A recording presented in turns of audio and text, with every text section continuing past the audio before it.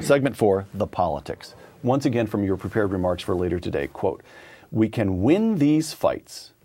The challenge will be to summon the courage to offer the nation a true choice of two futures on health care," close quote. All the American people have to do is understand what you're putting forward, and they'll support it. I'm not confident enough to say all we have to do is explain it better and they'll support it.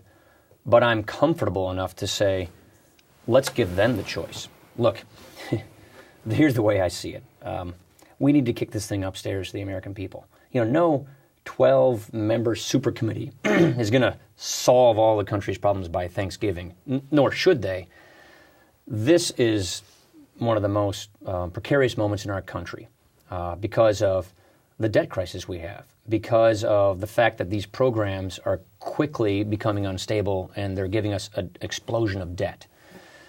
We owe it to the country to say, if you don't like the path that we are on today, which the president has accelerated us down toward, I would say, a cradle-to-grave welfare state path, which is a managed decline, debt crisis-laden path, we have a moral obligation, if we don't like that path, to articulate very specific alternatives using our principles, the founding principles, and showing what that world looks like. Okay. So that the country can choose. And then the country gets to decide what kind of country we want to be and what kind of people we want to be for the 21st century. Because the decisions we make in the next 2 to 3 years, they will totally determine the kind of America we're going to have for literally this century. Okay, so here I'm not the chairman of the House Budget Committee.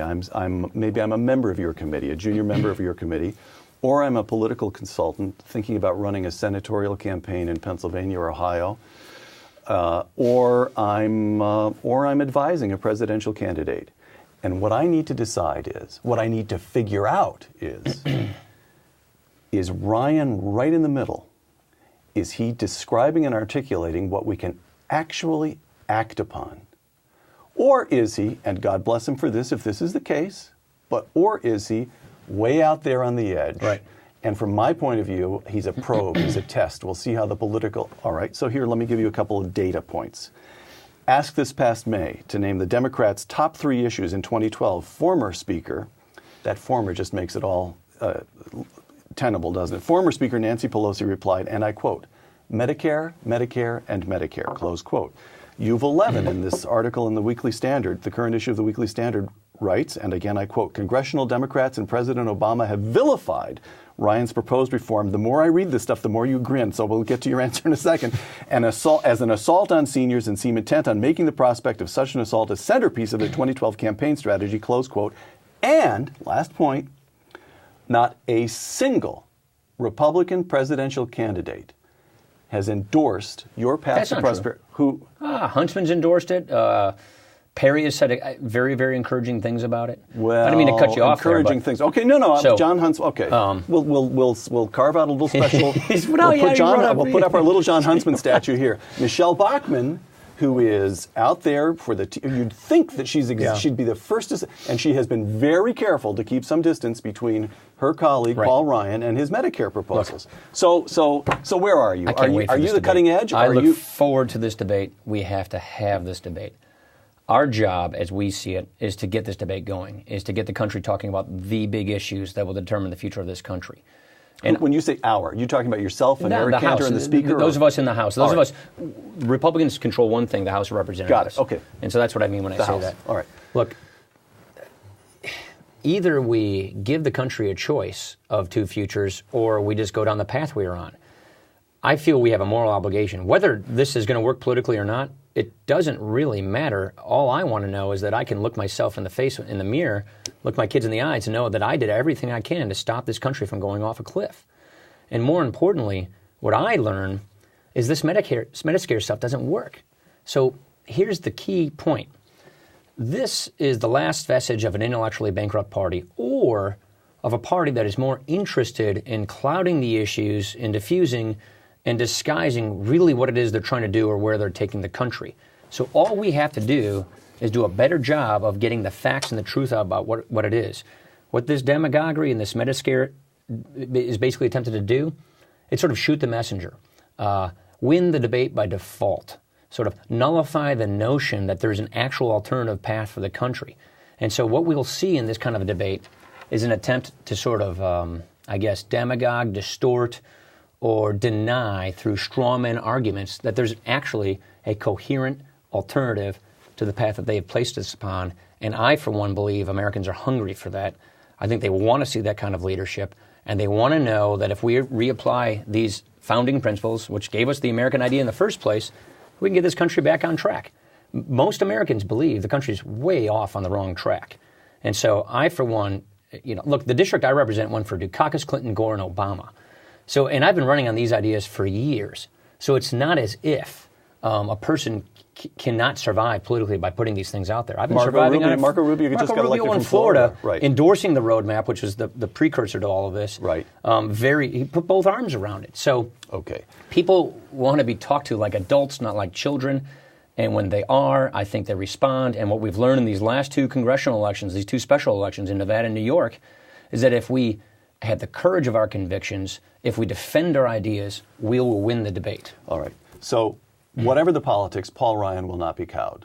Yeah, I mean, look, we owe it to the country to give them a choice. Paul Ryan on the floor of the House. Mr. Speaker, the American people are tired of all the accounting tricks and the budget gimmicks that go on in Washington. Let me explain what $1.3 trillion of this does.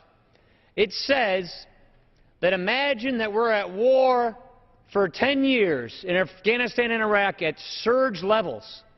We assume we're going to be fighting this war for 10 more years with over 100,000 troops in Afghanistan, and oh gosh, wait, we're going to withdraw our troops in 2014. $1 trillion in savings. I've got a better idea. Let's pass a bill to cover the moon with yogurt that will cost $5 trillion today. And then let's pass a bill the next day to cancel that bill. We could save $5 trillion. Wait, I got a better idea. Our debt is $14 trillion. Let's come up with a new plan to spend $14 trillion, then rescind it the next day, and let's save $14 trillion. This stuff is fiscal fantasy. You can't make this stuff up, Mr. Speaker. Suggesting that we're going to be in a war at these levels for 10 more years when everybody knows we've already decided not to do that, that does not get us $1.3 trillion in spending cuts. Only in Washington can you add up math like that. We need real spending cuts. I yield myself an additional minute to say, this is getting serious, Mr. Speaker. Very serious. It is getting serious. Milton Friedman, Uncle Milty, identified the problem. James Buchanan and others have done work on it. And the problem runs as follows. It's very easy to describe.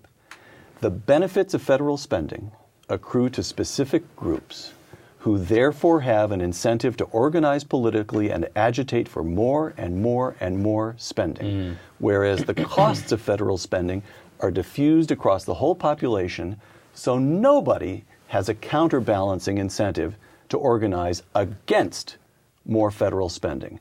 So I look at that tape and I'm thrilled. This is just for somebody who started out in the Reagan White House to see somebody standing up these years later and saying exact Ronald Reagan, as long as we're conducting the seance here, Ronald Reagan somewhere is smiling. But you fix Medicare and you fix Medicaid if you're lucky. And then 5 years later, the federal government has overspent yet again and again. So where is the structural reform? What can be done to fix the underlying imbalance in incentives? This, in a nutshell, is our moral dilemma.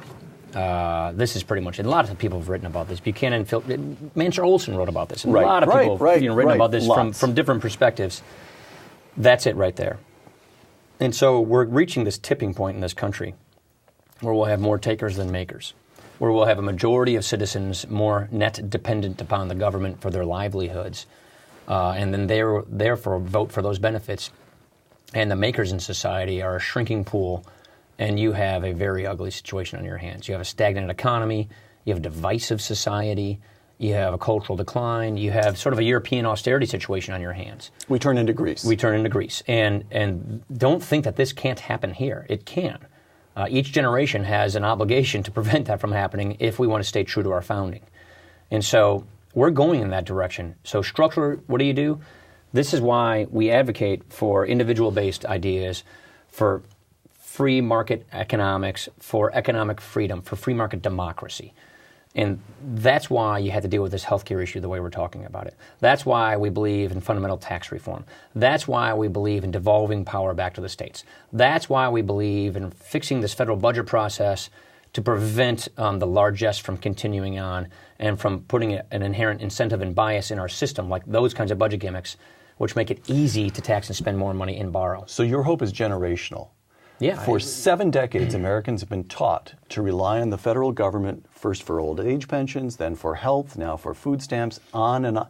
And your hope is that by changing these programs, right, not eliminating them, not living up to Milton Friedman's ideal of wiping out 7 decades of legislation, but by changing them, you can begin instructing new generations in individual liberty. That's right. That's exactly right. So the way I describe it is we want to have a safety net to catch people who cannot help themselves and to help people who are down on the luck get back on their feet. We don't want to turn the safety net into a hammock that lulls people into lives of dependency and complacency. And so the way our defined government benefits are designed, number one, they're demographically driven, so they're going to explode in cost and therefore debt. But number two, they're more or less tooled in such a way as to keep people on the dole, to keep people on dependency. Right. And so if that's the agenda, which is if you're from the party of government, if you're a progressive that believes the government needs to be much larger than it is, that the principle at the horizon you're shooting for is one of equality of outcome, not equality of opportunity, then keep going down the path we're on. But if you believe in an opportunity society with a safety net, where the government's role is to protect our natural rights and promote equal opportunity so you can make the most of your lives and be happy however you design it, then you have to get back on this kind of a path. You are not just in the business of cutting. You are in the business of creating opportunities for the development of character. Exactly.